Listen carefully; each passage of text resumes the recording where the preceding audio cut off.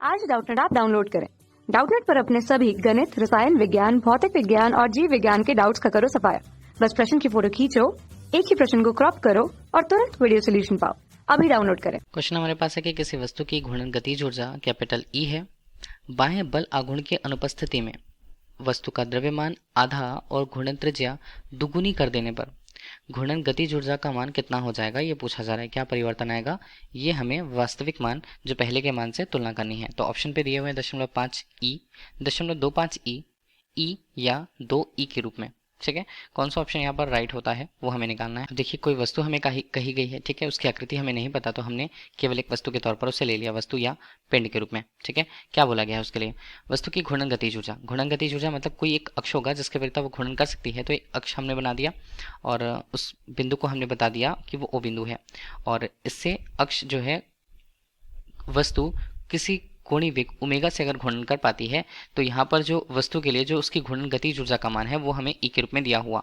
ठीक है, तो घूर्णन गतिज ऊर्जा को हम किससे व्यक्त करते हैं, तो समान तौर पर के घूर्णी गति को हम उपयोग करते हैं, या घूर्णी गतिज ऊर्जा का जो सूत्र होता है वो क्या होता है, वो होता है 1/2 आई ओमेगा स्क्वायर के रूप में।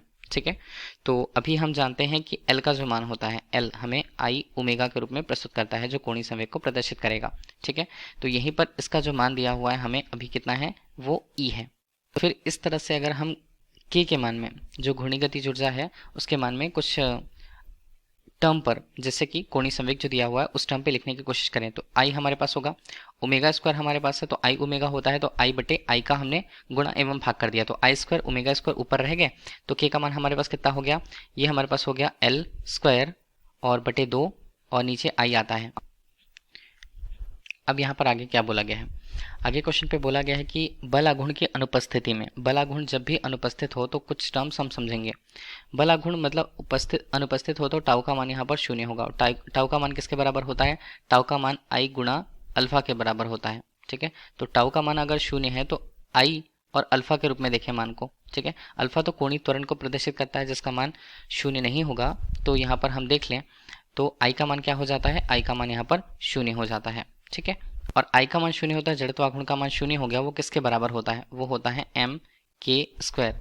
तो ध्यान दीजिएगा, यहाँ पर हम स्मॉल के की बात कर रहे हैं। ठीक है, स्मॉल के हमें क्या बताता है, ये हमें जो घूर्णन है, घूर्णन के लिए विघूर्णन त्रिज्या के मान को प्रदर्शित करता है। ठीक है, तो रेडियस ऑफ गायरेशन जिसे हम कहेंगे। ठीक, अब इसका मान भी क्या हो जाएगा, आई का मान शून्य होने पर, देखिए द्रव्यमान का मान तो शून्य नहीं होता, तो के जो स्मॉल के का मान है वो यहाँ पर शून्य हो जाता है। ठीक है, रेडियस ऑफ गायरेशन मतलब विघूर्णन त्रिज्या का मान यहाँ पर हो जाएगा शून्य। ठीक, तो अब दूसरी स्थिति पर क्या बोला जा रहा है, दूसरी स्थिति पर बोला जा रहा है घूर्णन गतिज ऊर्जा का मान कितना हो जाएगा जब हम वस्तु का द्रव्यमान आधा और उसकी घूर्णन त्रिज्या दोगुनी कर दें। तो इसे हम लेंगे सेकंड कंडीशन के तौर पर। सेकंड कंडीशन पे हम ये बोलते हैं कि जो द्रव्यमान है वो आधी हो चुकी है, एम डैश हम कहते हैं उसे, तो ये वास्तविक मान का आधा हो चुका है, जबकि त्रिज्या की बात की जा रही है तो विघूर्णन त्रिज्या के डैश के रूप में हम उसे लिखेंगे, तो के डैश का मान जो है के मान का दुगुना हो जा रहा है, मतलब उसके वास्तविक मान का दुगुना। ठीक है, ये दोनों टर्म हमने ले लिया। अब इन्हीं टर्म्स को हम आई के सूत्र में, एम के स्क्वायर वाले सूत्र में उपयोग करते हैं। तो आई का मान हमारे कितना होता है, आई डैश के रूप में होगा, आई डैश के रूप में होगा तो इसका मान होगा एम डैश के डैश स्क्वायर के रूप में। ठीक है, तो आई डैश का मान हमारे पास कितना होता है, एम का मान एम बटे 2 गुणा करें के स्क्वायर का मान, तो ये हमारे पास बनता है 4 के स्क्वायर के रूप में। ठीक है, तो हमारे पास आई डैश का मान कितना मिल गया, ये मिला एम के स्क्वायर गुना 2 के रूप में। ठीक है, तो अभी हम देख रहे हैं कि इसका मान वास्तविक मान का क्या रह गया है, 2 गुना आ गया है। ठीक है, तो अभी हम फिर से गतिज ऊर्जा की बात कर लेंगे।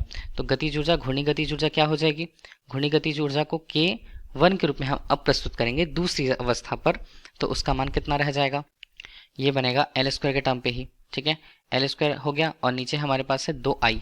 ठीक है, तो 2 यहाँ पर और आई डैश हो जाएगा। ठीक है, तो हम इसे लिखें तो के1 हम लिखेंगे, के1 का मान कितना बनेगा, एल स्क्वायर बटे 2 यहाँ पर हम लिखते हैं, और एम के स्क्वायर का मान कितना आ जाएगा, ये हमारे यहाँ पर आ जाएगा डॉट 2 एम के स्क्वायर के रूप में। ठीक है, तो इसे हम क्या लिख लेंगे, के1 को क्या लिख सकते हैं हम, के1 को हम यहाँ पर अब लिख सकते हैं, देखिए अभी हमने क्या देखा था, एम के स्क्वायर 2 एम के स्क्वायर, तो यहाँ पर एल स्क्वायर बटे 2 एम के स्क्वायर का मान फिर से कितना आ जाएगा, ई ही आएगा। ठीक है, और ई बटे 2 यहाँ पर हो जाता है। इसका मतलब है कि दूसरी स्थिति पर जो घूर्णी गतिज ऊर्जा का मान है वो कितना रह जाता है, वास्तविक मान का आधा रह जाता है। ठीक है, और यही हमारे लिए करेक्ट आंसर होगा।